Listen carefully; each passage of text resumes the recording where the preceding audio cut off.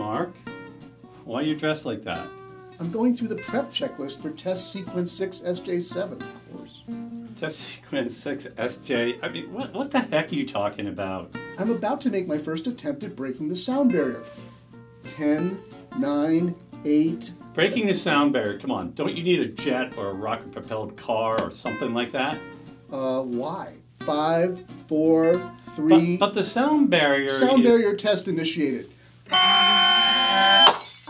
What was that? I did it! I broke the sound barrier! That's not all that's gonna get broken. The fans of your brand can actually be a barrier to your content that you need to break through. Here's why.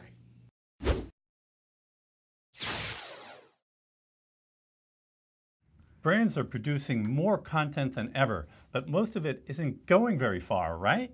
Sad but true, Eric. I mean, an awful lot of content, if it gets read or viewed at all, is consumed only by people who are already hardcore fans of the brand. People already loyal enough to have subscribed to the brand's email list or follow it on social media. So they might see the content, but it goes no further? Right. Now, I call that the fan barrier. So that sounds kind of counterintuitive. We might expect fans to actually help our content. Yes, and yet so much brand content never goes any further. I mean, never gets to do one of its primary jobs, to help spread the reputation of the brand and attract new fans and potential customers. So why is that? Why does so much content die at what you call the fan barrier? Well, usually because of one of two reasons. Either the content doesn't do anything to inspire your fans to share it further, or if they do, it has even less appeal to those who have no connection to your brand. Now, Scott Stratton, author of the book Unmarketing, pictures this as 3 circles. The first, innermost circle, consists of those hardcore fans. Again, these are the people who actively seek out your content and who will probably read it no matter what. Now, the second circle contains the friends of your fans. These are the people with whom they might share or even recommend your content. There's already a slight barrier here, as these people might or might not be familiar with your brand. But they might look at the content if their friend recommends it strongly enough.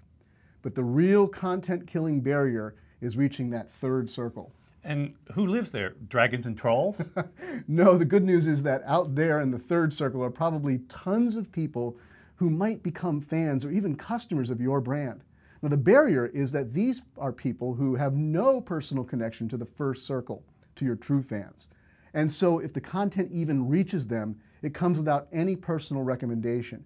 It totally has to sell itself, and it has to do so quickly. So how do we break the fan barrier then and expand the reach of our content? Well, on the organic side, you have to work extra hard to make sure your content has curb appeal.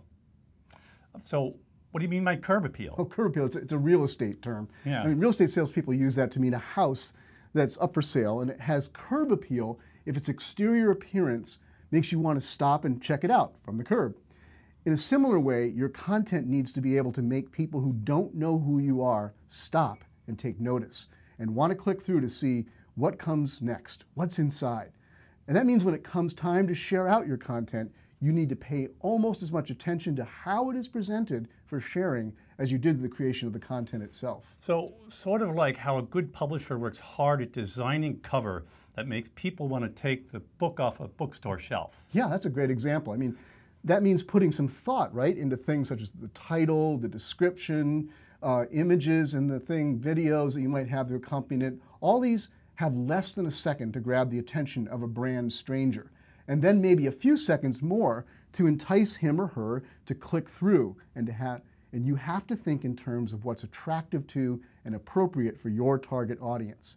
Now, the temptation will be to go overboard and create clickbait headlines that try to deceive or overpromise. So 8 amazing oil change hacks, and the 4th one will stun you. Yeah, good one. I may use that one. I like that. But that approach may be right for very few brands, but for most, you will only end up leaving a bad taste about your brand for anyone who sees that, or worse, clicks on it.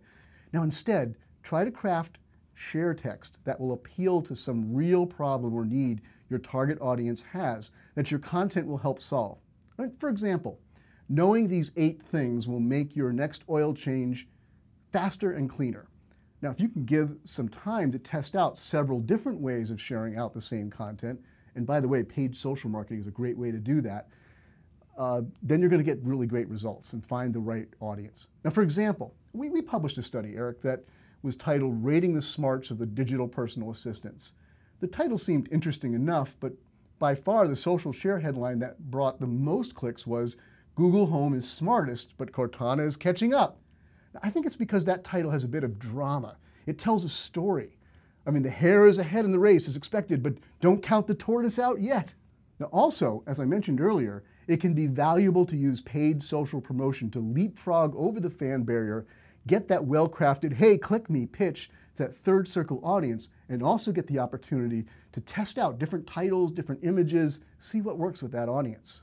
So to sum it up then, you're saying we shouldn't pat ourselves on the back if our fans are reading and sharing our content. That's the easy part.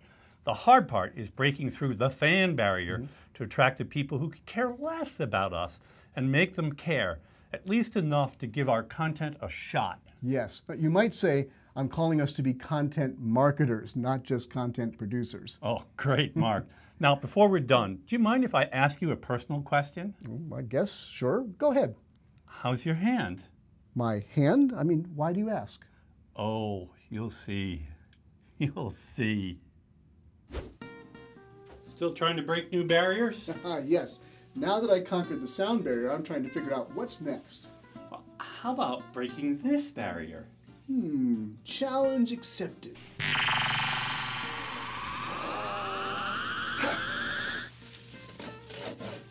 Beats having my eardrums broken.